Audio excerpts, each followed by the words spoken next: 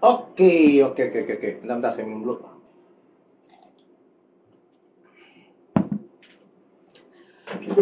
Selamat malam semuanya teman-teman. Wah, akhirnya udah siapa nih yang hadir? Ada Mutia. Selamat malam Mutia. Ada lagi Tri Erinda sudah bergabung. Selamat malam Tri. Ya teman-teman semuanya. Kali ini kita akan berbicara tentang bisnis digital di sekolah. Maksudnya penerapan gitu. Sebetulnya kalau misalnya kita mulai ngajar itu enaknya dari mana? Begitu kan kalau bicara bisnis digital. Halo Ibu Yovita sudah hadir. Selamat malam Bu Yovita. Terus siapa lagi nih yang sudah hadir nih? Belum ya? Kita coba lihat dulu nanti sambil lihat teman-teman yang lain ya sebentar ya teman-teman.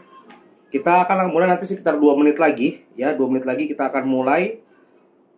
Apa yang akan kita diskusikan topik kita. Selamat pagi. Selamat malam Bu Dewi. Ya, aduh ya. Nanti saya menunggu Bu Rina. Bu Rina juga nanti mau saya ajak live nih ceritanya hari ini ya. Teman-teman.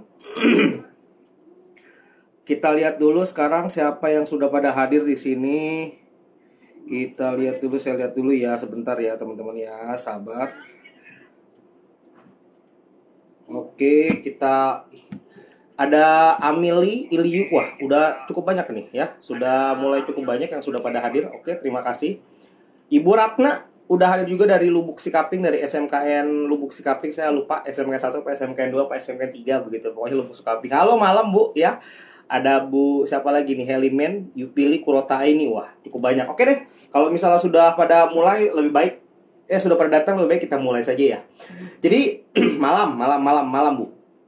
Jadi kita akan berbicara tentang adalah penerapan bisnis digital di sekolah. Kemarin kita sudah banyak mengupas tentang retail, begitu ya. Jadi kenapa saya pilih topik ini? Karena kemarin di live sebelumnya, Bu Esi dari SMKN 1 atau SMKN 2 ya? Pokoknya Kayu Agung lah ya. SMKN. Pak, bagaimana menerapin bisnis digital di sekolah gitu untuk anak-anak begitu ya. Malam semuanya, moga malam ini sinyal tempat kita bagus. Amin. Ya Allah, ya Tuhan. Dari SMKN 2 mana nih? LHT Lahat kali ya gitu ya. Amin. Bagaimana sih kita ngajarin bisnis digital di sekolah? Apa yang perlu kita awali dulu kepada anak-anak? Pengenalannya seperti apa? Apakah harus diajari pertama kali melalui website, Pak? Atau misalnya diajari mereka cara ngatur website seperti apa, tampilannya, template-nya, sampai SEO-nya, dan lain sebagainya? Bagi saya itu tidak ada masalah dengan hal itu. Tergantung dari kondisi ya, tergantung dari kondisi dan sikon dari sekolah Bapak Ibu semuanya. Mana yang jauh lebih mudah, mana yang lebih mudah dipahami. Tetapi pada hakikatnya, ketika lagi kita mengajar, ya outputnya kita itu adalah keinginan kita gitu kan. Bagaimana siswa itu bukan hanya sekedar mereka mengerti dan memahami, tetapi juga yang paling penting adalah mereka juga bisa menerapkan di kehidupan sehari-hari. Itu sebetulnya output kita sebagai guru. Saya yakin setiap guru, setiap dari kita semua yang berprofesi sebagai guru berharap adalah anak yang kita didik, siswa yang kita didik, murid yang kita didik akan jauh lebih berkembang. Syukur-syukur bisa melebihi apa yang sudah kita punya. Begitu kan? Nah, balik lagi tadi ke bisnis digital. Sebentar, saya bahas dulu chat WhatsApp. Ya, ini sudah di... saya bahas dulu ya. Oke. Silakan Bu, ini Zoom-nya, live-nya sudah dibuka. Kok Zoom sih? Live-nya sudah dibuka. Saya balas ini dulu, Akmari dulu. Bentar ya. Sebentar. Oke. Saya lanjutin lagi. Dari setiap kita sebagai guru, kita berharapnya adalah anak-anak itu bukan hanya sedang mengerti, memahami, tapi juga mereka bisa menerapkan di kehidupan sehari-hari. Nah, bisnis digital ini memang banyak. Jadi awal-awal munculnya mungkin sekitar tahun 2000-an ya sudah mulai booming, kita mulai kenal internet gitu kan. Mungkin Bapak Ibu guru masih kuliah atau mungkin masih di sekolah. Saya pribadi juga masih sekolah, belum masuk zaman kampus. Saya tuh aktif dulu suka main MIRC ya. Mungkin Bapak Ibu sudah paham tuh, yang orang-orang dulu tahu pasti MIRC itu apaan gitu ya. Habis itu ada Yahoo Group dan lain sebagainya. Dunia semakin berkembang. Seperti yang sering dikatakan bahwasanya adalah dunia pemasaran, dunia penjualan itu adalah dunia yang sangat dinamis. Dia shifting-nya tuh cepat, begitu loh. Peralihannya, perubahannya itu cepat sekali, dinamis banget. Nah, awal-awal kita belajar bisnis digital, saya yakin, saya pun juga sama, orang yang sama. Kita belajar tentang website. Dulu kita kenal Blogspot, habis itu kita kenal WordPress, habis itu kita kenal, ya macam-macam lah, bisa dibilang ya. Habis itu diajarkan cara bagaimana menggunakan kata kunci. Pokoknya intinya adalah kita diajarkan tuh bikin web Intinya seperti itu. Ya bahkan di sekolah juga akhirnya berkembang. Kita disuruh bikin website untuk yang jualan. Jadi ada keranjangnya, ada tampilan displaynya, dan lain sebagainya. Dan zaman terus berubah sampai masuk era media sosial. Ya saya yakin dulu, saya sih pertama kali media sosial yang saya punya dulu Friendster. Sekarang udah nggak ada lagi. Gitu ya, Bu ya. Ya, Friendster saya pertama kali punya itu ya. Terus era Facebook, habis itu era Instagram, terus sekarang era TikTok dan lain sebagainya. Oke, kita akan mulai dari mana? Silahkan saja Bapak Ibu mulainya dari website tuh nggak ada masalah. Tetapi ini saran ya, jangan terlalu banyak fokus ke sana. Karena hakikatnya outputnya adalah anak-anak SMK, khususnya jurusan pemasaran. Mereka itu masuk SMK disiapkan untuk bekerja. Saya pribadi, jadi kalau misalnya Bapak Ibu tanya, Pak, website penting atau? Iya, bagi saya sih bukan masalah penting atau tidak penting. Cuma sekarang kita melihat kebutuhan yang ada di dunia usaha dan dunia industri, khususnya di perusahaan. Itu yang paling penting, yang perlu kita lihat dulu. Betul kan? Ya, jadi yang kita lihat itu dulu. Saya bukannya tidak mau mengajarkan website. Kenapa saya lebih dominannya, bukan ngajar sih, mengarahkan anak-anak itu untuk banyak mereka belajar skill-skill yang khusus untuk membangun media sosial mereka. Saya punya alasan tersendiri. Pertama, semenjak apalagi era COVID kemarin ya, itu kebutuhan untuk orang yang mengerti tentang media sosial itu tinggi. Bahkan sampai sekarang itu tinggi sekali. Saya masih banyak dihubungi sama teman-teman ya, khususnya mereka yang punya unit usaha, baik itu UMKM sampai dengan perusahaan. Dan ada nggak anak-anak SMK yang bisa jadi admin sosial media? Begitu dia. Saya dulu berpikir termasuk content creator, Pak. Enggak, content creator kita udah punya, kita sudah ada. Cuma yang masalahnya adalah yang mengerti tentang medsos ini yang kita perlukan. Ternyata skill ketika lagi Anda mengupload, Anda mengatur caption, Anda mengatur hashtag, terus habis itu Anda mengatur tampilannya apa, itu skill yang cukup mahal di perusahaan. Seriusan loh. Saya kemarin sempat discuss sama salah satu perusahaan jasa outsourcing ya. Dia nginfokan, dia ngomong ke saya nih, Padan, kalau misalnya ada orang yang ngerti admin sosial media, mau dong nih saya banyak yang cari. Saya iseng, saya tanya, gajinya berapa Bu? Ya pokoknya di atas UMR.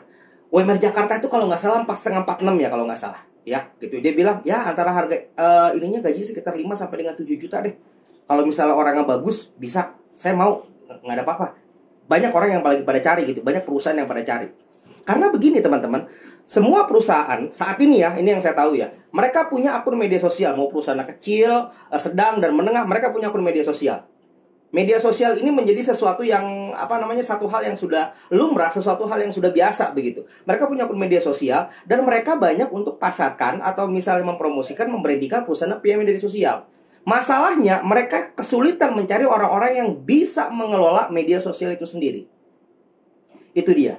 Jadi bagi saya pribadi, apa yang perlu kita ajarkan bisnis digital ke anak-anak? Yang pertama kali adalah pengetahuan mereka tentang media sosial. Jadi bukan hanya sekedar mereka bikin akun saja, tetapi yang paling penting adalah bagaimana mereka bisa menjadikan akun media sosialnya itu produktif. Itu yang paling penting. Itu satu, ya. Kenapa kenapa harus media sosial? Kalau saya. Jadi ya boleh dikoreksi Bapak Ibu silahkan.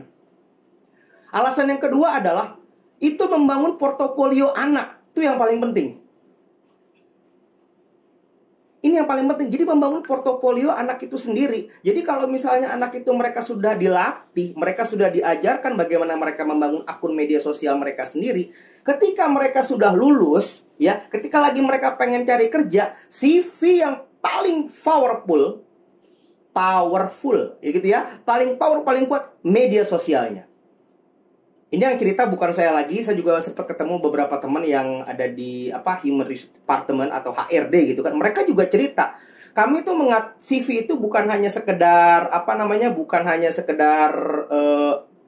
kertas doang gitu kan. Kami lihat yang pertama kali kami cari apa, akun media sosialnya apa, Facebooknya apa, Instagramnya apa, kalau dia punya LinkedIn, dia punya TikTok apa, itu yang dicek terlebih dahulu. Karena kita tanpa sadar di media sosial itu menggambarkan karakter kita. Gitu loh. Mungkin di CV-nya dia bagus, punya ini. Tapi di media sosial bagaimana sikapnya, attitude-nya, perilakunya, itu bisa dilihat dari cara kita memposting atau mengupdate status di media sosial. Begitu ya. Kita juga sering dengar kan, banyak orang yang karirnya hancur, nama baiknya itu berantakan gara-gara medsos. Itulah kenapa saya bilang penting media sosial ini hal yang pertama Bapak Ibu ajarkan, Bapak Ibu kasih tahu untuk ke anak-anaknya. Gitu loh. Jadi bukan hanya jadi mereka bukan hanya sekedar dikit-dikit upload status, tetapi ya dijagalah. Intinya ada batasan-batasannya mana yang ini. Begitu ya. Tuh, itu alasan ketiga kenapa saya lebih dorongnya ke media sosial. Ya, pertama tadi kan sudah saya jelaskan lowongan pekerjaannya banyak banget ya untuk yang admin sosial media, dan gajinya ya lumayan untuk anak-anak yang baru masih fresh graduate. Itu yang pertama. Yang kedua, media sosial ini portofolio mereka. Yang ketiga, nih ya, yang ketiga, zaman sekarang media sosial itu berkembang, teman-teman. Media sosial ini bisa menjadi sumber penghasilan. Iya dong, kita pernah dengar kan kata-kata influencer, selebgram dan lain sebagainya. Emang itu nggak berpenghasilan? Endorsement itu kan penghasilan. Itu baru dari satu sisinya ya kan. Belum lagi kalau misalnya kayak TikTok nih sekarang, ya. Saya punya penghasilan dari TikTok Shop. Ya dari saya jualan, dari saya mempromosikan. Barangnya apakah dari saya? Tidak. Ya kan? Barangnya dari orang lain. TikTok memilihkan mengasih rekomendasi, mau karena semua orang pengen barangnya dijualin, begitu loh teman-teman. Itu salah satunya ya. Itu bagi saya yang menarik di media sosial. Jadi 3 alasan. Nah, pertanyaannya adalah sekarang, Pak, bagaimana menerapkannya ke anak-anak?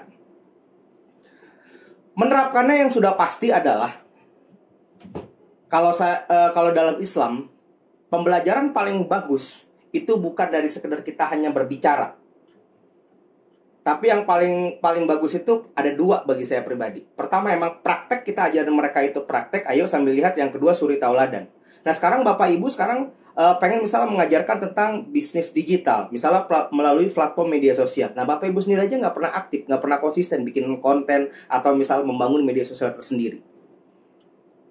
Sesuatu akan jauh lebih powerful ketika lagi kita berbicara berdasarkan hasil yang sudah kita kerjakan. Karena itu pengalaman. Makanya kan ada pepatah yang mengatakan experience is the best teacher. Pengalaman itu adalah guru yang paling terbaik. Saya berani ngomong seperti ini kenapa? Kenapa saya fokus, saya bantu, saya push anak-anak untuk bangun akun media sosial mereka sendiri, gitu kan? Karena saya pribadi sudah merasakan, mengalami. Begitu. Saya belajar dari siapa? Saya dapat insight-nya, saya dapat inspirasinya, saya dapat wawasannya dari siapa? Ya dari guru saya juga. Guru saya Pak Dedi salah satunya, gitu ya. Saya tuh kagum sekali dengan cara beliau itu mengelola media sosialnya gitu loh Pak Dedi. Gitu ya. Jadi kalau misalnya teman-teman bilang, "Ih, Pak Dedi followernya banyak." Lah, Anda belum lihat follower Pak Dedi. Anda belum lihat konten-kontennya beliau begitu loh. Itu bagi saya. Bentar, Bu Rina ternyata udah join. Mana nih Bu Rina? Kita invite Bu Rina ya. Mana Bu Rina ya? Halo Bu Rina. Nah, ini dia. Bu Rina, saya udah undang tuh. Tuh dia. Bu Rina tolong ya di ini, Bu. Mudah-mudahan. Satu. Tereng, mana mukanya? Mana mukanya? Mana mukanya? Mana mukanya Bu Rina? Ya, kagak ada mukanya lagi. Ya udah nggak apa-apa deh. Ya. Kenapa ya? Kok nggak bisa ya? Hah? Kok nggak bisa ya Pak Dani? Kenapa? Iya, Iya, saya juga kenapa ya? bingung. Kenapa bisa seperti itu? Kenapa ibu tidak bisa tambahin mukanya di sini? Saya juga bingung. Masa kalah sih sama anaknya? Mm-mm. Apa tuh? Apa kabar Gitu Bu. Pak? Ya udah Sehat? nggak Bu lah, nggak apa-apa. Yang penting teman-teman bisa dengar suara Bu Rina seperti itu ya Bu. Oke? Ya, halo, Assalamualaikum Bapak Ibu Eh, semuanya.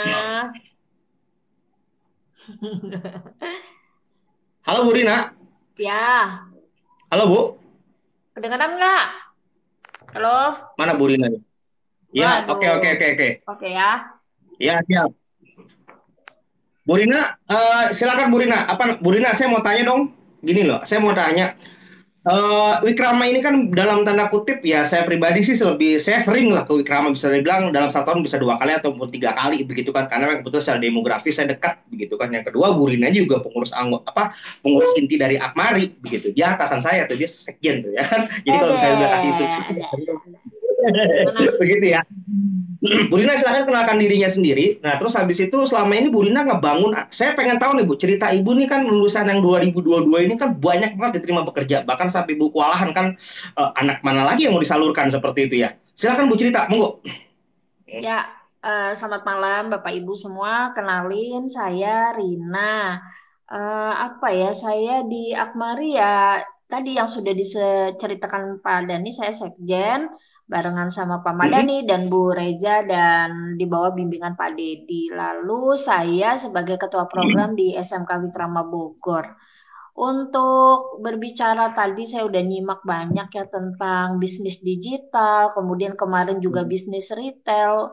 Menarik banget ya Bapak Ibu ya, tahun 2022 ini kita dihadapkan pada peminatan bisnis digital dan bisnis retail.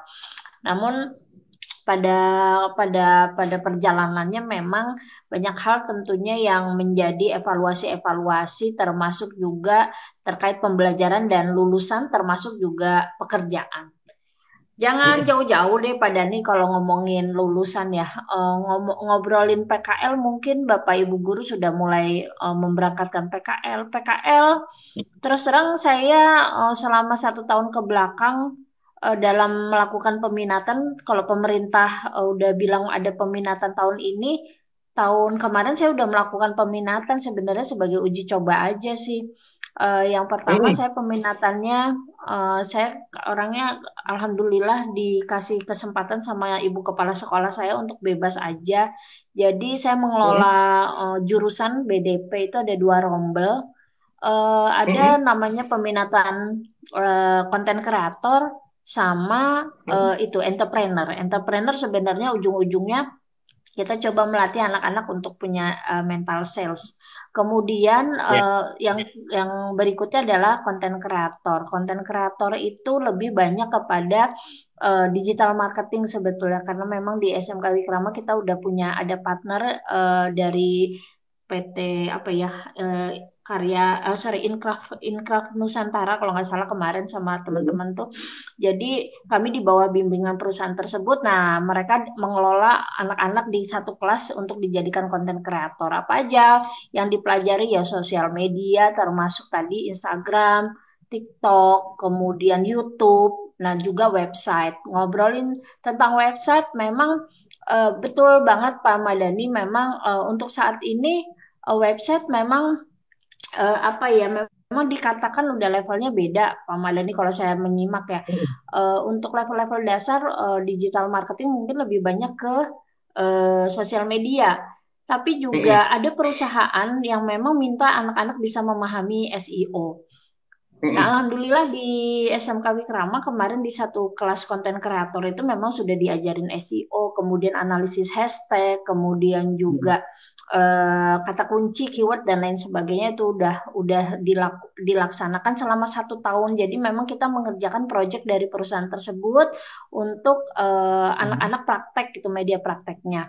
Kemudian endingnya adalah PKL. Pemberangkatan PKL tahun ini banyak sekali anak-anak itu diminta sebagai admin sosial media.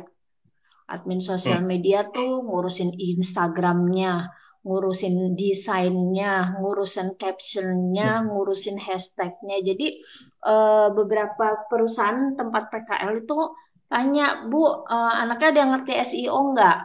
Bu, anaknya ada yang bisa edit video nggak gitu ya? Jadi ya itulah akhirnya saya bisa menyimpulkan bahwa bisnis digital ini untuk SMK ini menjadi apa ya lagi naik daun dan kebutuhannya sangat tinggi dan menjadi kesempatan kita Bapak Ibu yang mengajar di pemasaran tentunya ini bisa mengisi peluang-peluang karena tiap usaha pasti tentunya butuh tenaga marketing. Nah, usaha sekarang itu banyak sekali melakukan branding di sosial media. Sekarang malah lebih banyaknya mintanya TikTok pada nih. Instagram jarang, TikTok nih yang banyak. Bu, anaknya bisa TikTokan nggak gitu? Ya bisa, saya bilang gitu. Bu, coba dong kirimin link ininya apa? Saya bisa ikutin Pak Deddy tuh Desti Page gitu ya. Landing page. Desti Page. Terus biasanya kami sebelum berangkat PKL itu anak-anak memang buat Desti Page pada nih CV digital ada, kemudian portofolionya di situ, kemudian foto-foto aktivitas mereka praktek di situ. Jadi kadang itulah yang saya kirimkan sebagai apply itu ya PKL ya. Kan biasanya Bu portofolionya mana? Pas ditanya portofolio kalau kita nggak nyiapin juga babak belur juga. Jadi kita siapin jauh-jauh hari di Desti Page gitu pada nih kebutuhan PKL ya. Nah, kalau untuk lulusan untuk saat ini memang ujung-ujungnya kalau anak Wikrama itu lebih banyak masuk ke areanya sosial media. Jadi usaha kalau di Bogor tuh ya orang Jawa Barat tuh kan kadang nggak boleh jauh-jauh ya Pak dari rumah ya. Jadi Ya. kalau ada lowongan di Jakarta, di Bekasi, di Tangerang masih dilewat dulu. Dia lebih seneng ngisi di area Bogor. Di area Bogor tuh banyak kebutuhan kayak eh, para pengusaha gitu ya, UMKM atau usaha yang lagi berkembang di Kota Bogor tuh dia ngelamarnya itu sosial media Mm-mm. begitu Pak. Jadi ya sudah Iya, iya, iya, siap, siap. kami fasilitasi melalui pembelajaran selama 3 tahun di Wikrama. Begitu Pak Madani. Siap, makasih Bu Rina ya. Jadi tuh teman-teman, ini apa namanya yang ngomong guru ya. Bu Rina, saya mau tahu, sekarang lulusan SMK Wikrama itu katanya kemarin ada diterima di salah satu retail terbesar ya di Indonesia ya. Berapa orang, Bu? Oh iya, kemarin itu gini Pak Madani. Jadi memang saya dikasih kesempatan untuk ikut ikut program kemarin. Memang ya itulah Hmm. kalau kita ikut di Akmari itu sebetulnya kita nggak perlu repot-repot cari perusahaan. Minimal tuh kita Mm-mm. bisa terlibat dengan kerjasama yang link-linknya dari linknya Pak Dedi. Mungkin Pak Madani juga sering juga kasih link ke saya. Nah, mereka tuh cari talent-talent anak-anak SMK untuk bisa bergabung di kegiatan Selma Sales Competition Vocational School gitu ya. Itu boleh diikuti oleh siswa BDP dan siswa Hmm. OTKP gitu ya. Jadi siswanya Hmm. sebenarnya dibebasin, mau siswa apa aja juga dibebasin. Nah itulah Pak Madadi, kami coba untuk ikut kesempatan itu. Kalau Bapak Ibu, mungkin Bapak Ibu guru nih juga sama pengalamannya kayak saya ya. Pada saat Mm-mm. anak-anak dikasih judul sales, lowongan Mm-mm. kerja sebagai sales, yakin, yakin, Mm-mm. saya yakin-yakinnya nggak ada yang tertarik. Yakin itu Mas, hakul yakin kalau saya benar. Ini karena pengalaman saya. Dah, dari 2 kelas yang ikut, Pak Dani, 17 doang yang daftar. Tuh Bapak Ibu. Saya pikir pengalaman Bapak Ibu sama kok seperti saya. Nggak apa-apa sambil sharing-sharing ya Pak Dani ya. Mungkin nanti Bapak Ibu guru yang Ya. lagi nonton live ini punya punya strategi. Anak saya nggak ada masalah kok kalau misalnya lokernya sales gitu. Nah itu saya butuh banget tuh apa tuh inputan kayak gitu. Pengalaman Bapak Ibu Mm. guru yang lain bagaimana. Nah, judulnya udah sales ya gitu ya Pak Dani ya. 17 Ya. doang yang ikut. 17 doang yang ikut. Dah, 17 tuh ikut selama proses Heeh. kurang lebih 2 sampai 3 minggu. Nah, Heeh. sambil perusahaan tuh ngecek portofolio anak-anak, akun Mm. sosial medianya, sampai anak saya tuh Mm. 2 diantaranya tuh memang aktif di TikTok. Mm-mm. Sandi itu followersnya udah 10 ribuan kalau nggak salah ya, sama Afifa. Wih, luar biasa. Ya, kalau Terus, Sandi itu emang rada-rada gurunya kalah ya? rada-rada ini apa seneng TikTok dia. Terus Heeh. proses interview sampai akhirnya saya nganterin mereka kok ke perusahaan tuh Mm. ke kawan lama grup. Saya sampai Mm. speechless aja. Speechlessnya betul-betul perusahaan ini memperlakukan anak-anak itu dengan welcome. Gak ada loh pada saat itu kalau kita nggak tahu ya ini pengalaman pertama saya sih. Biasanya kalau kita ngelamar pekerjaan ya Pak Dani ya, kita ngelamar pekerjaan mah Mm. biasa kan kita datang ya ke Ya. kantornya ya. Ini Ya. kita dijemput Wih, di luar biasa. Bogor. Kata saya, Ya. aduh enak banget ya kalau saya ngelamar kerjaan begini kagak kagak kepanasan, dijemput hahaha di Saking dalam mobil. berharapnya itu, Bu. Udah dijemput tuh pagi-pagi dibawa ke kantornya. Heeh. Jadi ke kantornya pun gimana ya? Kalau saya sih nggak mau lebay gitu enggak. Tapi saya melihat bahwa perusahaan ini memang sudah punya budaya kerja yang memang dia udah kelihatan karakternya. Bagaimana dia memperlakukan kita tuh sebagai dalam tanda kutip kawannya. Jadi kayak kawan Mm. aja, welcome, kemudian disambutnya itu bukan lagi sama HRD-nya, tapi Dewan Direksi juga ikut nyambut, direkturnya juga ikut ngedengerin anak-anak presentasi. Anak-anak apa? Canggih.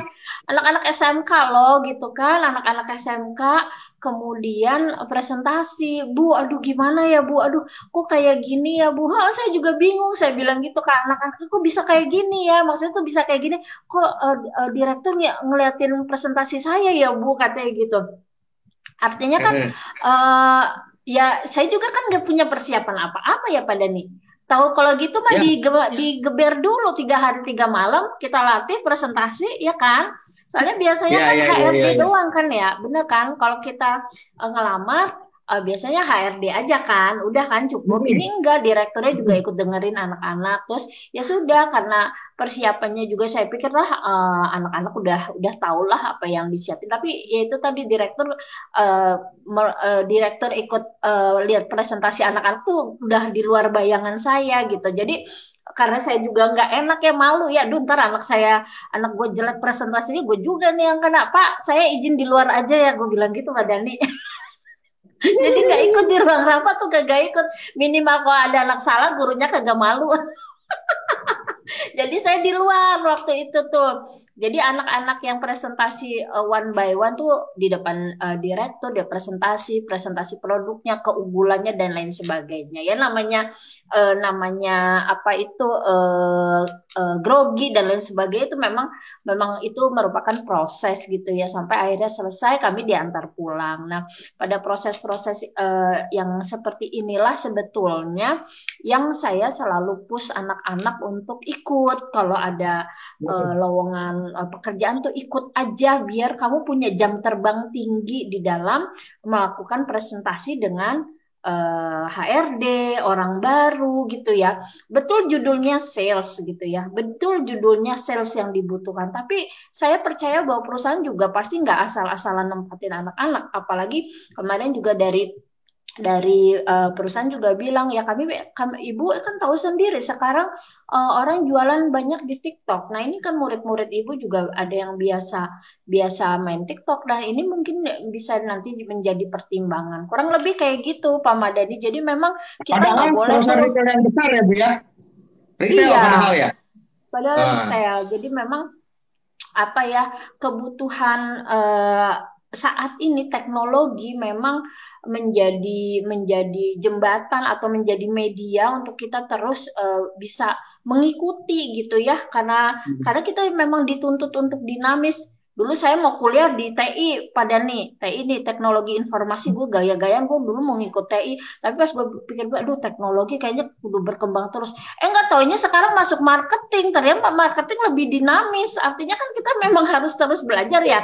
Nah dari situ akhirnya uh, intinya yaitu tadi bahwa kita harus siap apa ya mengikuti perubahan yang ada. Kalau misalnya sekarang zamannya TikTok ya mau nggak mau kita harus ikut main TikTok. Kalau misalnya zamannya kemarin kayak kemarin Instagram ya kalau ditanya Bu Rina bisa ngedesain nggak? Nggak bisa gue kalau pakai Photoshop. Tapi kan ada Canva. Habis itu ada PixArt yang bisa bantu kita kan semua ya dari situ kan akhirnya kita juga sedikit-sedikit belajar apapun sebetulnya apa ya anak-anak kita nih yang di pemasaran saya juga ini sih mungkin pengalaman juga buat Bapak Ibu guru yang sedang mengajar pemasaran saat ini memang tantangannya memang luar biasa. Jurusan yang lain tuh seperti perkantoran yang lagi banyak diminati begitu kan. Pemasaran pilihan kedua atau ketiga, tapi kita sebetulnya juga percaya diri bahwa jurusan ini memang kalau kita lihat perkembangannya makin ke sini makin makin betul-betul dibutuhkan. Hanya saja yang perlu kita branding adalah bagaimana kita dapat memberikan gambaran kepada anak-anak tentang dunia kerja mereka. Saya takut sosial media admin ini diambil multimedia. Ketakutan saya tuh itu. Makanya pengen buru-buru kalau admin sosial media, konten kreator harus harus dari pemasaran. Saya tuh selalu kayak gitu. Jadi saya nge-branding jurusan saya di BDP SMK Wikrama, konten kreator dan entrepreneur gitu Pak Madani. oke, siap-siap. Makasih Bu Rina atas sharingnya. Ya, jadi apa namanya teman-teman? Ini tadi itu sharing dari satu guru BDP. Masih berkaitan kan tadi saya bilang, tadi Bu Rina sendiri cerita, admin sosial media itu banyak dibutuhkan saat ini. Jangan sampai profesi itu, mohon maaf, diambil sama jurusan lain. Walau bagaimanapun, anak-anak SMK pemasaran itu yang lebih, apa namanya, lebih bukan masalah lebih layak atau lebih berhak ya. Karena begini, Kalau kita bicara multimedia, multimedia itu hanya sebatas ya dia belajar desain saja, bagaimana editing video, editing ini supaya bagus dan lain sebagainya tampilan. Tetapi ruhnya, ruh pemasarannya, marketingnya itu tetap ada di anak-anak pemasaran. Karena mereka belajar, karena mereka diajarkan. Nah, sekarang saya mau ngebahas tentang apa namanya? Saya mau ngebahas kita penerapannya dulu ya. Jadi tadi kan big dreamnya atau big apa namanya judul besarnya itu adalah kita kenal dulu anak-anak media sosial, sosial media. Apa yang akan perlu kita lakukan yang pertama kali? Yang pertama yang perlu Bapak Ibu lakukan nih materi-materinya nih yang pertama kali. Yang pertama itu adalah paling gampang.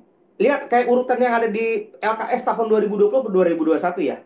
Ajarkan anak-anak itu mengenali produk. Produknya dari mana? Kembangkan produknya dari produk yang ada di lingkungan sekitar aja.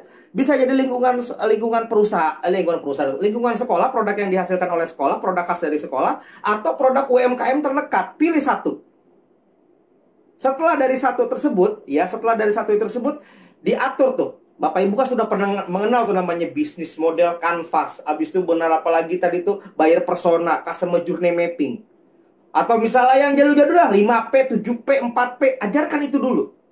Ya. Nah, setelah itu, jadi kenapa harus diajarkan bagaimana mereka bisa mengenali atau misalnya profiling calon customernya dari produk tersebut. Misalnya apa ya di sini ya? Misalnya gini. Nah ini apa ini? Ini parfum di ruangan saya. Misalnya dipilihnya parfum seperti itu. Ya anak-anak itu diajarkan, anak-anak kalau misalnya parfum ini kira-kira yang cocok siapa? Customer yang seperti apa? Berarti belajar bayar persona kan? Seperti itu. Oke sudah, mereka semuanya bikin. Habis itu tinggal didiskusikan mana yang paling cocok kira-kira gitu kan? Lalu dibagi menjadi beberapa kelompok kerja, unit kerja. Ya, mereka diskusi, mereka sini sudah dapat profilingnya. Nah, habis itu mereka sudah tahu customer siapa, ininya siapa. Misalnya, Pak, ini parfumnya buat laki-laki gitu kan, atau misalnya buat orang-orang yang begini-begini nih kan bayar personal belajar tentang secara demografi ya. Secara demografinya itu harus detail dan lain sebagainya. Jadi customer semi fiktif lah bisa dibilang. Setelah itu apa? Setelah mereka belajar tentang profiling customernya, selanjutnya mereka belajar apa lagi? Desain. Menariknya di zaman sekarang, ngedesain itu bukan satu hal yang sulit.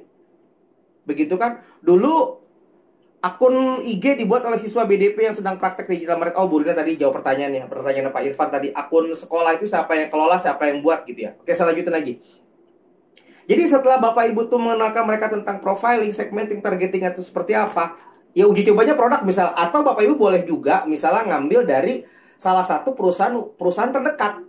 Entah itu UMKM atau perusahaan besar, kecil, sedang, menengah, terserah, bebas. Intinya produk ini yang dijadikan PBL, Project Based Learning-nya.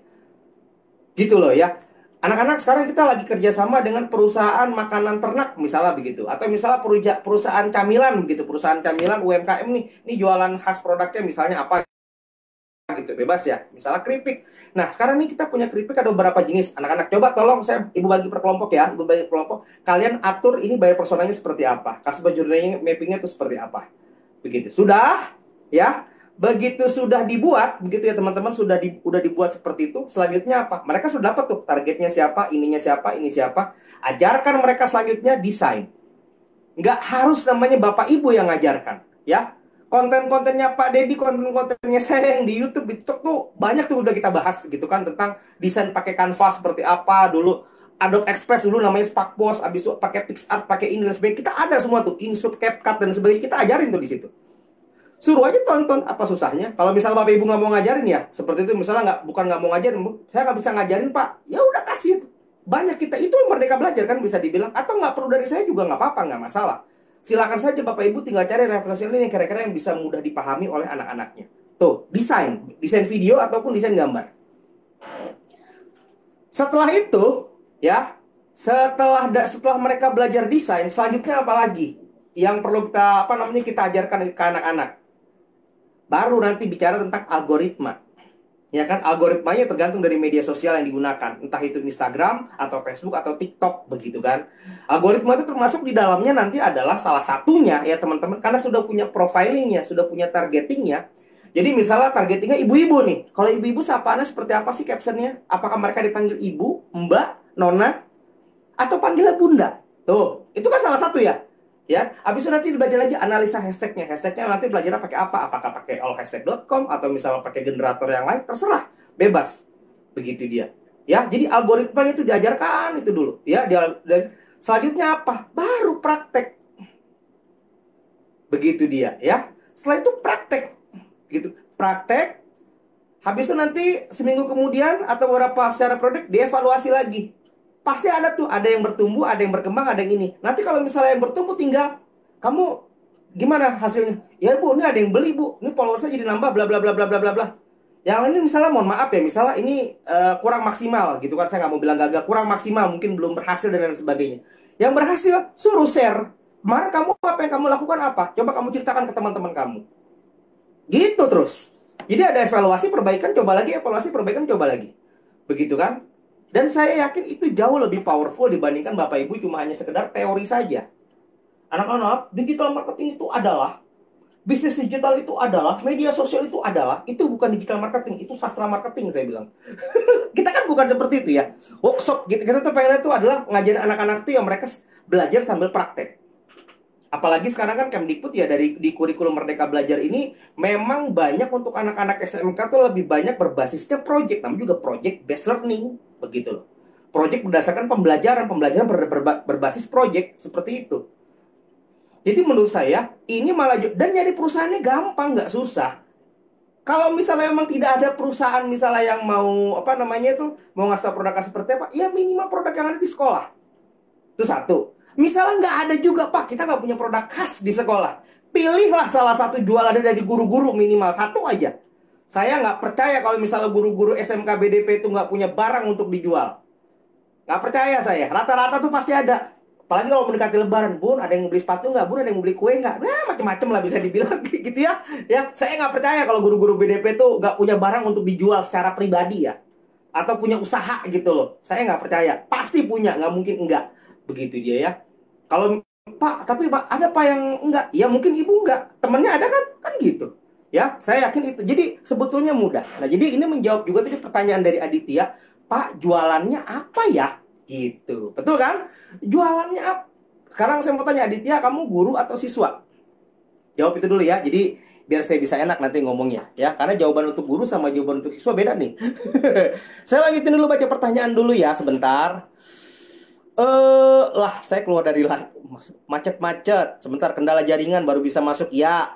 Bapak Ibu tenang aja, apa namanya yang tadi udah coba ikut terus juga ada masalah di signal atau jaringannya saya bisa maklumin. Makanya nanti biasanya setelah saya habis live itu saya upload lagi gitu kan. Secara ulangnya saya upload lagi begitu loh ya. Terus sebentar, saya lihat baca dulu satu-satu ya. Nih dari atas ini banyak juga. Aduh, hai. Nah ini live nih kan, kita harus ada interaksi. Aduh, ada Pak Dedi ternyata, Masya Allah. Saya lupa Pak Dedi. Masih ada nggak ya Pak Dedi? Aduh, jadi malu kita. Sebentar dulu ini. Bingung Pak, mau jual produk apa? Aditya, udah ya. Adakah saran untuk saya Pak? Mohon izin. Kamu jawab dulu tadi pertanyaan saya. Kira-kira kamu siswa apa guru nih? Karena beda nanti jawabannya ya. Bu Rina dari Pak Irfan, akun media sosial medianya BDP Wikrama yang kelola siapa? Siswa atau gurunya? Kalau akun media sosial sekolah di Wikrama siapa yang kelola juga? Makasih Bu Rina, makasih Pak Dani. Kayaknya udah dijawab sama Bu Rina deh. Kayaknya ya, kayaknya. Setahu saya sudah dijawab. Kendala jaringan baru bisa masuk ya. Mohon maaf Bapak Ibu ya kan, bukan salah Bapak Ibu ataupun itu salah provider lah. Jangan salahkan kita. Lah saya keluar dari live. Lah nggak tahu Bu Rina. Aduh. Akun IG dibuat oleh siswa BDP yang sedang praktek digital marketing. Tuh, sudah kejawab tuh Pak. Bu Rina yang sendiri yang jawab. Jadi akunnya itu dikelola sama apa namanya anak-anak BDP sekaligus mereka praktek. Nah, ini menarik nih Bapak Ibu. Biasanya kita, kenapa sih media sosial yang kita kenalkan ke anak-anak? Kita sama-sama tahu orang banyak akses. Tadi saya pernah cerita ketika di live sebelumnya itu, internet kita punya kuota internet 80 sampai dengan 90% kita gunakan hanya untuk mengakses media sosial. Apa sih kaitannya begini? Biasanya, khusus untuk yang sekolah swasta ya, kalau udah mulai bulan Januari atau ada sih mulai sebelumnya itu, atau misalnya bulan Februari lah, Februari, Maret, April, itu mereka lagi sibuk-sibuknya PPDB, penerimaan peserta didik baru. Mungkin kalau misalnya sekolah negeri nggak terlalu masalah ya, apalagi di Jakarta karena kan punya zonasi, muridnya pasti ada, malah mereka nolak-nolakin kali gitu kan. Tapi kalau yang swasta itu biasanya tuh masa-masa gerilya tuh mereka nyari murid, nyari ini, mempromosikan sekolahnya dan lain sebagainya seperti itu ya, biar banyak orang yang mau sekolah di tempat mereka, termasuk di Keramat. Wikrama ini yang saya lihat ya, mohon Bapak Ibu, akun IG-nya tuh bukan hanya aktif, bukan hanya rame pas lagi masa-masa PPDB. Tidak. Akun media sosialnya, entah itu mau yang Instagram ataupun yang TikTok, ini yang saya lihat. Dia tetap jalan terus. Karena memang diprakteknya sama anak-anak. Dan ingat, di media sosial itu algoritmanya salah satunya adalah konsistensi. Ini banyak yang nanya nih, banyak nanya begini. Pak, saya udah upload konten, tapi kok nggak ada yang like ya? Atau ada yang like tapi sedikit. Pak, saya udah upload video, mau itu di Reels, mau di TikTok, tapi yang lihat kok sedikit ya? Kayaknya udah pakai hashtag yang ini, pakai ini, tapi ini sedikit. Ya, memang kita sudah mungkin udah atur captionnya, kita sudah atur FYP-nya, kita sudah atur musiknya, tagarnya, dan lain sebagainya. Tetapi kesalahan Anda satu, konsistensi. Semua media sosial itu sangat menghargai konsistensi. Jadi misalnya sekarang Anda upload nih sekarang konten, habis itu sebulan kemudian atau misalnya minggu depan Anda konten, itu hasilnya pasti akan berubah. Kok Pak Dani bisa tahu? Saya udah rasakan sendiri. Jadi waktu lagi saya fokus banget ke TikTok nih, ya, saya ada tuh 3 bulan apa 4 bulan saya nggak pernah upload di Instagram karena saking senengnya tuh waktu itu di mana di TikTok begitu ya. Akhirnya pas lagi saya upload lagi di Instagram, engagement rate-nya saya tuh turun drastis, teman-teman. Dulu follower saya bisa sampai 4.000, sekarang follower satu berkurang. Itu satu dia. Engagement rate sekarang masih di... Dulu saya bisa sampai 5% sampai dengan 10%, begitu kan view rate-nya. Sekarang ngejar 2% aja setengah mati saya. Begitu kan. Akhirnya apa? Saya fokus coba bangun Instagram. TikTok saya tinggalin. Kayak begitu tuh terjadi. Turun lagi tuh yang di TikTok. Instagramnya mulai naik, TikToknya turun. Jadi mau nggak mau seperti apa? Saya mikir kenapa saya nggak kayak Pak Deddy ya? Begitu loh. Karena kan di IG itu ada fitur video juga real seperti itu kan. Jadi saya bikin konten di TikTok, habis itu bisa jadi nanti saya download, habis itu saya upload ulang di IG saya. Saya pikir begitu aja gitu. Itu yang saya lakukan saat ini. Begitu teman-teman. Karena repot saya kalau misalnya bikin apa namanya, bikin postingan berbeda di IG, bikin postingan ini berbeda, agak-agak ribet seperti itu. Jadi artinya media sosial memang algoritmanya seperti itu. Konsistensinya itu penting. Gitu dia ya, tuh teman-teman. Saya lihat baca lagi di sini tetangga gua nih calon lurah. Nih siapa nih? Prof Dennis. Ya ya ya ya ya ya ya ya ya. Calon lurah. Amin lah, ya kan? Tapi cita-cita saya mau jadi presiden loh, bukan jadi lurah. Asik.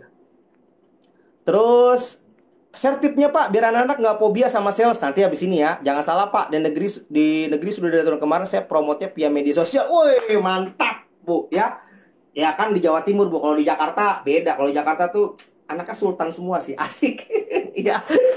Begitu dia. Jadi ya boleh jadi misalnya sekolah-sekolah negeri baik itu yang di daerah ataupun yang di area Jabodetabek, tetap aja walaupun mungkin muridnya sudah ada, tetap harus mempromosikan sekolah. Karena itu berkaitan dengan kinerja, predikat, habis itu akreditasi, ya kan, branding sekolah itu sendiri. Dan paling enak emang di via media sosial seperti itu. Karena begini, sekarang kita bicara jualan ya. Harapan kita kan pas lagi jualan ada omset. Ya sama juga ketika lagi kita mempromosikan sesuatu, misalnya sekolah mempromosikan sesuatu, harapannya ada orang yang tertarik. Wali murid yang tertarik yang ingin menyekolahkan anaknya di sekolah kita. Kan begitu, ya. Apalagi kalau misalnya sekolahnya kayak swasta itu kan berbayar, ya artinya kan omset, betul kan? Itu nanti yang akan membiayai kegiatan sekolah seperti itu. Makin banyak murid, makin banyak uang yang ada, kan logikanya begitu ya. Nah sekarang orang itu akan mempercayai kita, atau misalnya mempercayai sekolah kita itu, dia akan cari tahu pasti. Dia akan mencari tahu salah satunya adalah, kalau dia pengen lebih detail, dia ke website. Begitu kan, ke website sekolah. Dia lihat, tapi cuma hanya sekedar itu doang, lihat aja. Nanti dia yakin itu dia mau sekolah itu di situ, itu salah satunya faktor paling gede di media sosial. Dia akan lihat testimoni orang, cerita orang seperti apa, kegiatannya kayak gimana, dan sebagainya. Di media sosialnya itu yang paling penting, begitu ya. Jadi bagi saya pribadi, kalau bicara bisnis digital, untuk pengenalan ke anak-anak, saran saya adalah kuasai mereka media sosial dulu, ajarkan mereka media sosial. Dan enaknya Bapak Ibu tuh nggak perlu repot nyari materinya, apalagi yang guru-guru di Akmari itu. Saya yakin sudah kenyang itu ngikutin materi apa namanya yang ada di Akmari, entah itu kemarin di Astra Auto Digital Class, kemarin diajarin TikTok kan, sampai diajarin live streaming seperti apa. Ya, itu udah jadi bekal tersendiri gitu kan. Atau misalnya Bapak Ibu dulu kemarin pernah ngikutin webinar atau kegiatan HUT Akmari dan lain sebagainya, itu banyak rentetan-rentetannya, itu kan ilmu semua, daging semua. Belum lagi Bapak Ibu punya akses misalnya mau tanya sama Pak Deddy, misalnya malu tanya sama Pak Deddy atau malu tanya sama saya, bisa buka konten-konten yang ada di saya atau misalnya Pak Deddy lah khususnya. Saya pribadi juga masih banyak belajar dari beliau tuh ya. Saya sering buka kontennya Pak Deddy. Kadang-kadang saya bukan malas nanya, cuma saya malu nanya. Karena saya pernah nanya, dia pernah nanya, cuma saya lupa. Daripada saya bingung, saya buka aja YouTube. Gitu ya, itu aja paling mudah ya teman-teman. Terus lagi nih bentar, saya lihat dulu nih ya. Betul itu postingan dua-duanya ketika posting di IG saat itu juga posting di TikTok. Nah, gitu. Tadi yang sudah kita bahas ya. Seperti itu ya, teman-teman. Jadi artinya media sosial ini penting, Bapak Ibu. Pertama, tadi saya sudah bicarakan kenapa media sosial. Habis itu tiga hal yang perlu Bapak Ibu nanti ajarkan ke anak-anak. Angka awal gitu kan. Ya, pertama tadi strateginya. Strategi tentang profiling customer-nya. Bapak Ibu bisa ajarkan BMC, 4P, 7P, 5P, terserah bebas. Atau misalnya mau lebih detail pakai buyer persona ataupun customer journey mapping. Itu kan bisa Bapak Ibu ajarkan ke anak-anak. Begitu ya. Yang kedua adalah cara membuat kontennya. Artinya dalam hal di sini adalah desain, misalnya. Ajarkan mereka tentang cara ngediting video seperti apa, ngediting gambar seperti apa, bikin separasi seperti apa, ngegrid kayak gimana. Begitu kan. Itu kalau IG. Tapi misalnya kalau di TikTok, bagaimana mereka cara bisa ngedit video misalnya pakai CapCut. Atau dari aplikasi TikToknya itu sendiri. Tuh. Yang ketiga yang perlu kita ajarkan ke mereka, ini tahap awal ya. Ajarkan algoritmanya. Algoritma nanti materinya ada hashtag, ada caption, ada copywriting, begitu kan, dan lain sebagainya. Algoritma dari media sosial yang mau kita gunakan apa? Ya. Nah, pertanyaannya adalah, Pak, kalau untuk media sosial yang pertama kali enak diajarin apa? IG apa TikTok dulu? Ini yang paling sering ditanya. Kalau saya pribadi, Instagram dulu. Saya pribadi Instagram dulu. Walau bagaimanapun, mohon maaf sampai detik ini, TikTok belum bisa ngalahin Instagram. Secara pengguna ataupun user ya. Jadi misalnya media sosial yang paling banyak untuk orang itu untuk secara branding itu masih kuat di IG.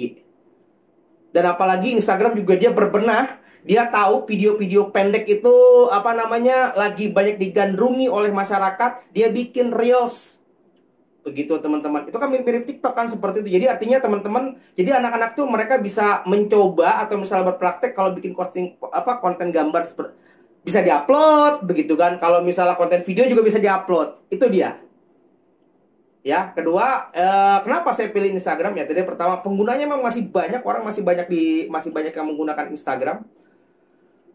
Di Instagram itu kita bisa bikin caption atau misalnya narasi, deskripsi itu panjang dibandingkan di TikTok. TikTok tuh masih terbatas ininya, captionnya gitu kan. Karena memang dia nggak fokus ke sana, dia fokusnya memang ke tampilan visual bergerak. Tapi kita di IG itu bisa. Kita bisa, Anda suka video, ya upload di reel. Anda suka ngedesain-desain begitu kan, Anda upload di ya postingan yang biasa, feed biasa.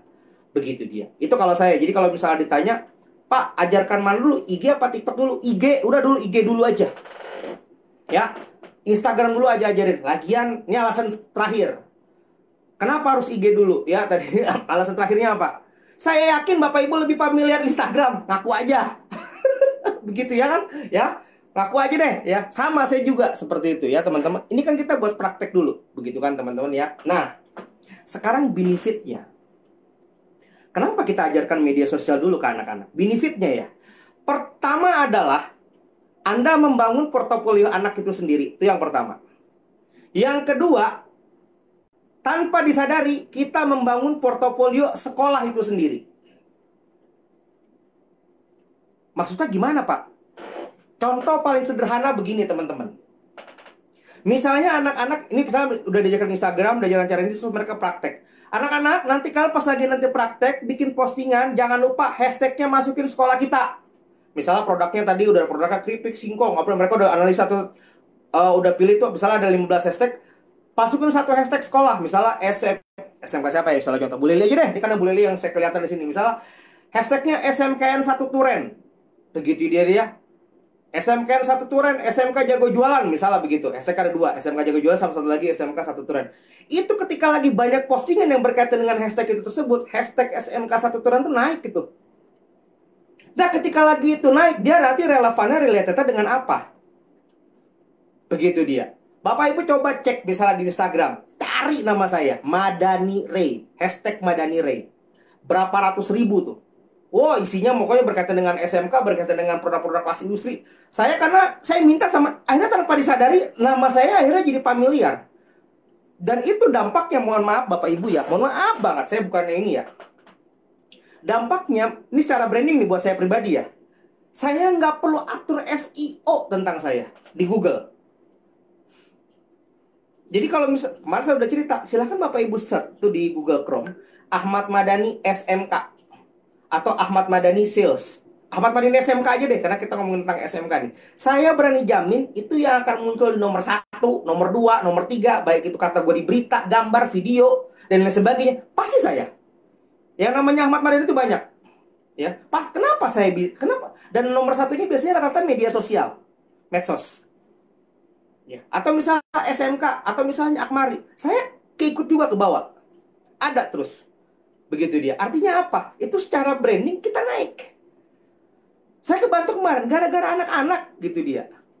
Ya, gitu. Gara-gara anak-anak pas lagi mereka kemarin ikut kelas industri, mereka ikut PKL online, kebetulan saya bantu untuk ngajarin anak-anak.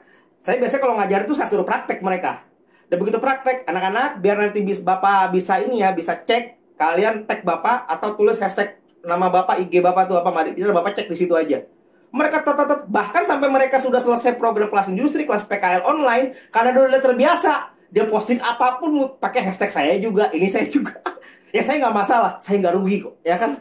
Saya merasa terkenal aja, itu aja sih jadinya ya. Itu jadi tanpa disadari itu akhirnya menaikkan portofolio ataupun branding kita sendiri. Jadi jangan diremehin tuh Bapak Ibu, ya. Padahal saya cuma ngajarin sederhana doang, gitu ya. Jadi itu alasan yang pertama. Benefitnya adalah menaikkan portofolio anak itu sendiri dan juga portofolio sekolah. Atau gurunya pun juga nggak apa-apa. No problem dong, nggak ada masalah begitu kan. Itu kenapa saya jadi pencaharian nomor 1 untuk masalah SMK pemasaran. Pasti saya ada terus, ya gara-garanya itu. Gara-gara postingan anak-anak tuh di media sosial. Jadi jangan salah, ketika lagi anak-anak itu mereka aktif di media sosial, mereka rajin, itu sebetulnya bukan hanya membantu mereka sendiri, membantu kita juga sebagai guru, membantu kita juga yang mengelola ataupun mencari penghidupan di sekolah. Tuh dia, dahsyat kan? Bayangin loh kalau misalnya mereka 3 tahun, mereka nggak usah 3 tahun deh, 1 tahun mereka praktek aja terus begitu tuh.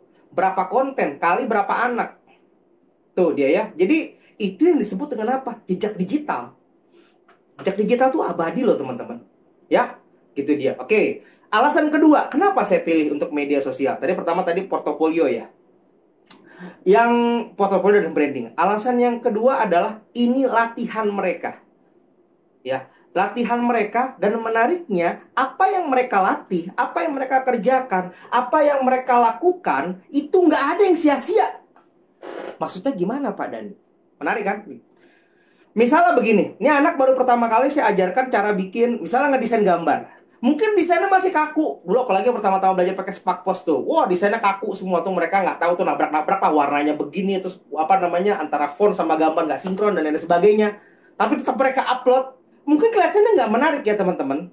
Tetapi jangan salah, satu postingan yang mereka upload, apalagi mereka membawa hashtag sekolah ataupun hashtag Anda atau hashtag dia sendiri atau hashtag itu produk, itu menaikkan jumlah rate postingannya. Jadi nggak sia-sia, begitu loh, ya. Jangan salah, itu nggak sia-sia. Ingat, 1 juta kurang 1 tidak dianggap 1 juta. Dibilangnya 999. 999.999. Ribet gak tuh? Sama, misalnya ketika lagi kan kalau di IG nih, saya ambil contoh IG ataupun TikTok juga sama lah. Hashtag itu kan misalnya Anda ketik nih, misalnya SMK pemasaran atau misalnya hashtag nama Anda. Lihat tuh di situ kan udah ada yang M, ada yang B. Kalau misalnya udah berapa ribu orang pakai itu kan, K biasanya kan ada 1K, 2K, 3K, biasanya itu untuk ribuan. Habis itu million, jutaan, begitu habis itu billion dan lain sebagainya. Ya, artinya kalau misalnya postingan nama Anda itu sedikit, begitu kan, ya Anda masih paling cuma 100 postingan, 40 postingan, dan lain sebagainya. Saya tuh kalau nggak salah di Instagram ada 600.000, dan itu pelakunya anak-anak SMK yang praktek. Tanpa disadari, itu menaikkan harga tawar saya. Gitu loh. Pak Dede aja kalah. Sama saya di IG, tapi di TikTok saya nyerah. Ya, begitulah teman-teman. Saking itunya loh. Itu jadi kayak semacam, kalau bicara kita belajar website itu kayak semacam backlink kita gitu loh. Iya toh? Ya.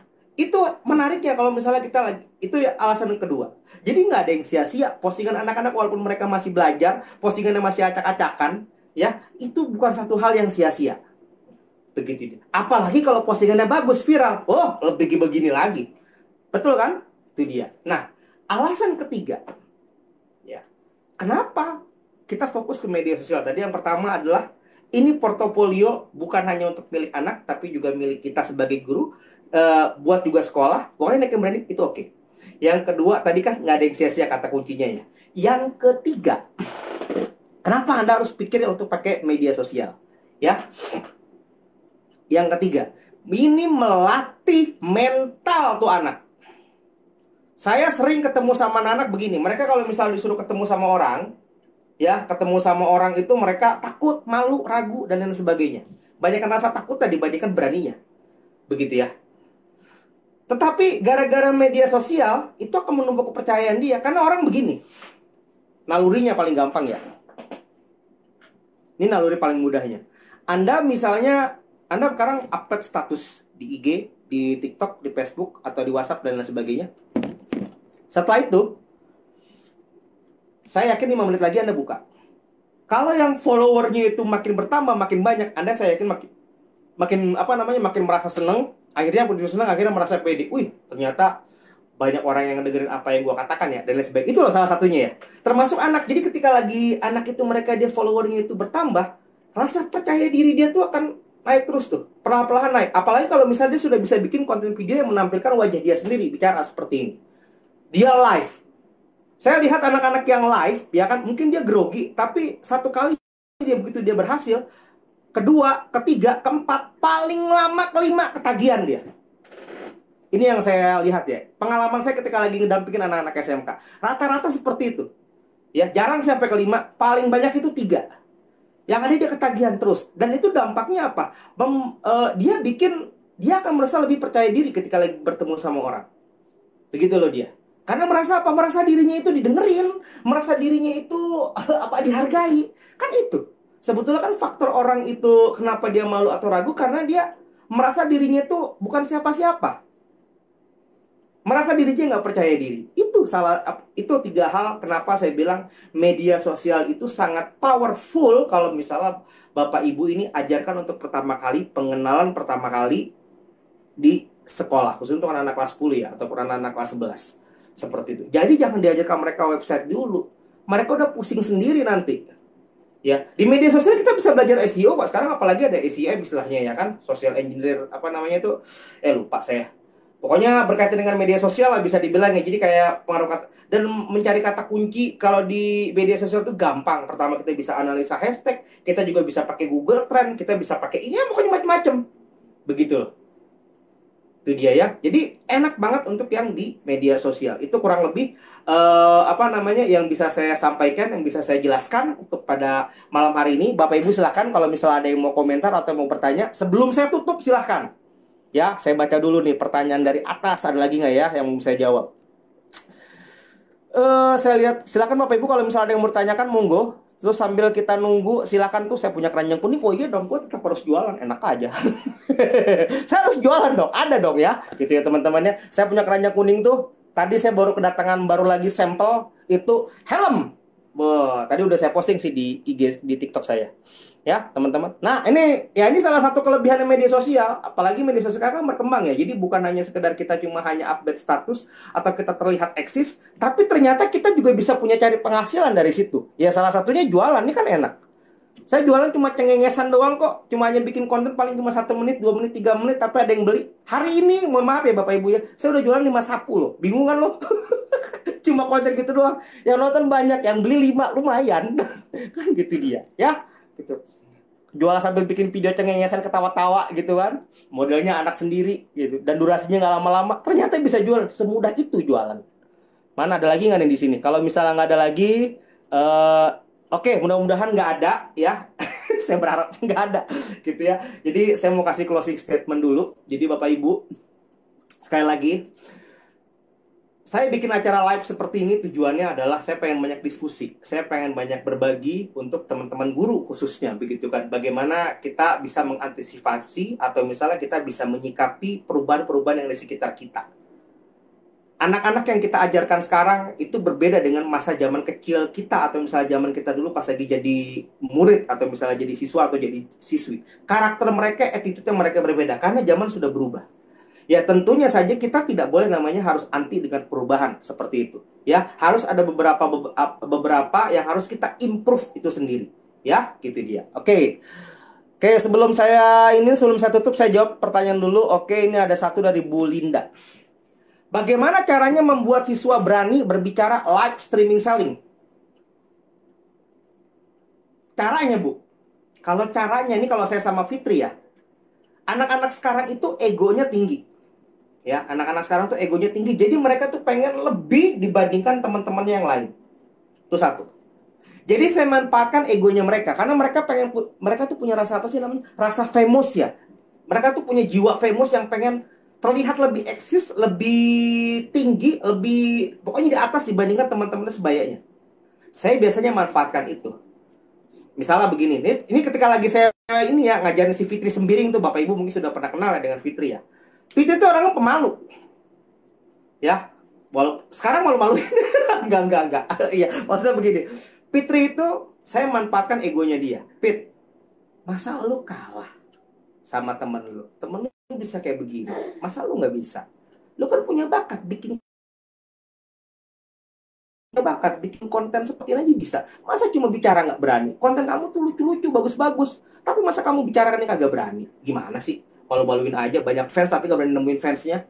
Itu ya gitu, saya ledekin gitu loh, Bu ya. Itu cara. Jadi saya gunakan sifat pemos mereka, harga diri. Jadi bukan saya serang harga diri mereka ya, maksudnya saya ledekin mereka itu punya apa ya? Kalau saya bilang biar supaya mereka tuh mental blocknya tuh hilang gitu.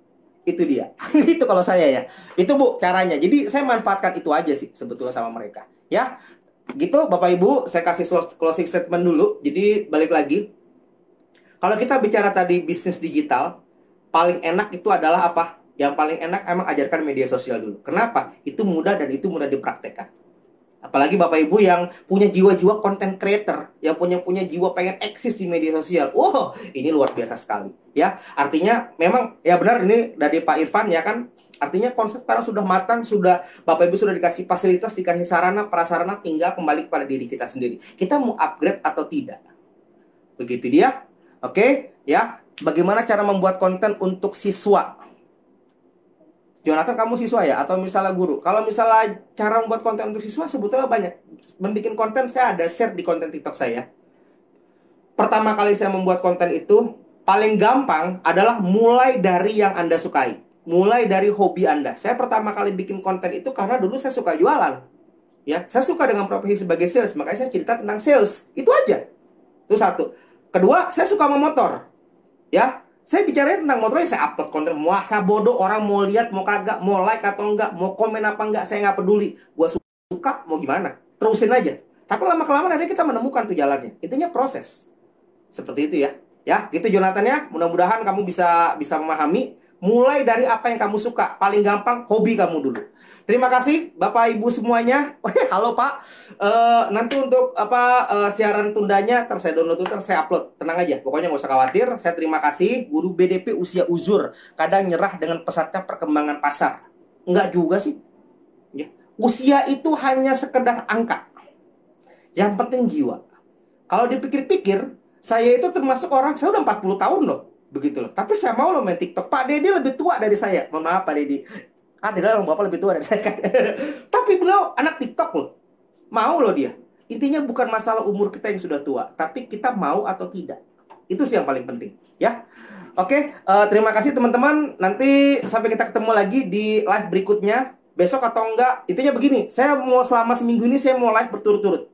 Nanti selanjutnya mungkin saya akan mulai dari mungkin seminggu 3 kali gitu kan. Intinya paling maksimal minimal seminggu 3 kali. Kalau bisa sih saya pengennya setiap hari, setiap lagi saya ada waktu. Seperti itu ya. Dan saya mungkin agak setiap hari setiap hari mungkin jam 19.30 sampai dengan ya jam-jam seginilah, setengah 9 kita kelar. Begitu kan setelah sholat isya semuanya udah beres, semuanya udah nyantai, baru kita diskusi ngobrol belajar seperti ini. Terima kasih atas perhatiannya, terima kasih atas supportnya dari teman-teman Bapak Ibu guru dari SMK Pemasaran ataupun teman-teman saya follower yang lain ataupun anak-anak SMK. Saya terima kasih di live yang keempat. Kalian nggak pernah absen, keempat, ya keempat berturut-turut. Saya terima kasih banget. Hasilnya bagi saya juga puas. Jadinya saya makin semangat nih kalau misalnya live seperti ini terus. Thank you. Assalamualaikum warahmatullahi wabarakatuh. Sampai jumpa besok.